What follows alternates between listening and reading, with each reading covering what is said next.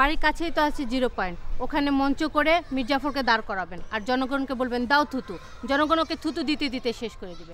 মা, আমাদের যে কস্টিউমের ব্যাপারে সেদিন আলাপ করলাম, পোশাকের ব্যাপারে, ওই কাজটা কত দূর এগোলো?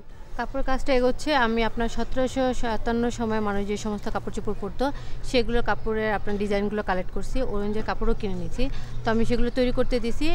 খুব শীঘ্রই আপনি কাপড়গুলো পেয়ে যাবেন। বাহ, ফার্স্ট ক্লাস। সেই 1756 সালের ম্যাগাজিনও জোগাড় হয়ে গেছে। গুড, খুব ভালো, খুব ভালো। আচ্ছা, এখন প্রশ্ন হলো যেটা, যে আমরা এখানে যে কারণে আজকে বসছি সেটা হলো যে আমাদের প্রোডাকশন যে ছবিটা আমরা বানাতে যাচ্ছি, হাতে কিছু রইল না, ওইটার ব্যাপারে আরও মানে ক্লিয়ার হওয়া দরকার আমাদের। আমাদের এই সিনেমাটা হবে মানে কোনো রকম ঐতিহাসিক ছবি না, কিন্তু ইতিহাসের অনেক উপাদান এই ছবিতে আছে। এখন ইতিহাস থেকে আমরা যে জিনিসপত্রগুলো নিতে চাই, এর আগে আমরা দেখেছি যে আমাদের অগ্রজরা, আমাদের পূর্বের যে জেনারেশনের লোকগুলো যারা, তারা ইতিহাসকে অনেক বিকৃতি করেছে, অনেক কাটছাট করেছে, সঠিক ইতিহাস আমরা পাইনি। এখন প্রশ্ন হলো যে ইতিহাস বলতে আমরা কি বুঝি? ইতিহাস হলো খুব সোজা সাপটা একটা ব্যাপার। মানুষ ইতিহাসের কাছ থেকে পাঠ নেয়নি, এইটাই ইতিহাস।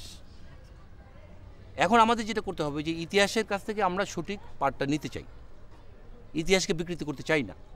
এবং ইতিহাসের ওই অধ্যায়, ওই সময়গুলোতে যে এন্টি ক্যারেক্টারগুলো ছিল, যেমন মীর জাফর, ইংরেজি সাহিত্যেও দেখা গেছে যে বিখ্যাত শেক্সপিয়ারের একটা নাটকে আছে, ওইটা নিয়ে নাটকও, মঞ্চ নাটকও হয়েছে, সিনেমাও হয়েছে, অনেক কিছু হয়েছে। ম্যাকবেথ বলে একটা ক্যারেক্টার আছে, যে সারাক্ষণ অপরাধ পাপ বোধে ঘুরে বেড়াতো, লুকিয়ে বেড়াতো। তো এরকম ম্যাকবেথ অজস্র, হাজার হাজার ভরে গেছে। হ্যাঁ, সেটা তো ফ্রান্সে, কিন্তু আমাদের বাংলাদেশে এই যে মীর জাফর, ঘরে ঘরে ঘরে ঘরে মীর জাফরের সংখ্যা উপচে পড়ছে।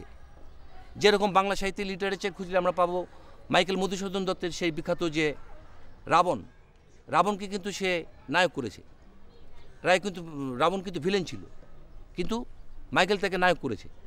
আমরা এখন যেটা করতে চাই যে ইতিহাসে যারা যারা ভিলেন ছিল তারা ভিলেনই থাকবে, তাদেরকে নায়কের মর্যাদা আমরা দেব না। পরিষ্কার এই ব্যাপারে? এ ব্যাপারে কোনো রকম তার দ্বিমত থাকার কোনো কথা নেই।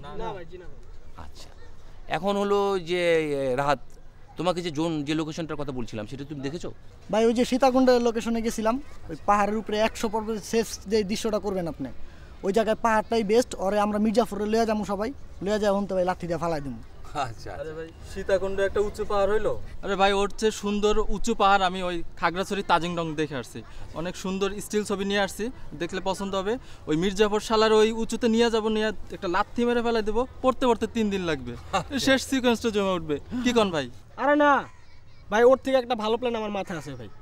মির্জাফরের আমরা এভাবে শাস্তি দিব না, মির্জাফরের আমরা সমুদ্রে নিয়ে যাবো। সমুদ্রে যখন ঝড় উঠবে, গর্জন করবে, উত্তাল থাকবে, তখন আমরা সমুদ্রে মাঝখানে মির্জাফরে নিয়ে যাবো। 4 জন পালোয়ান থাকবে, ওরে ধরবে, চ্যাং দোলা করে সমুদ্রের মাঝখানে ধাম করে মেলা মারে ফিকে ফালাই দিবে ওরে। আরে রাখেন আপনার পাহাড় আর সমুদ্র, বাড়ির কাছেই তো আছে জিরো পয়েন্ট, ওখানে মঞ্চ করে মির্জাফরকে দাঁড় করাবেন আর জনগণকে বলবেন দাও থুতু, জনগণ ওকে থুতু দিতে দিতে শেষ করে দিবে। এটাই হবে ওর উচিত শিক্ষা।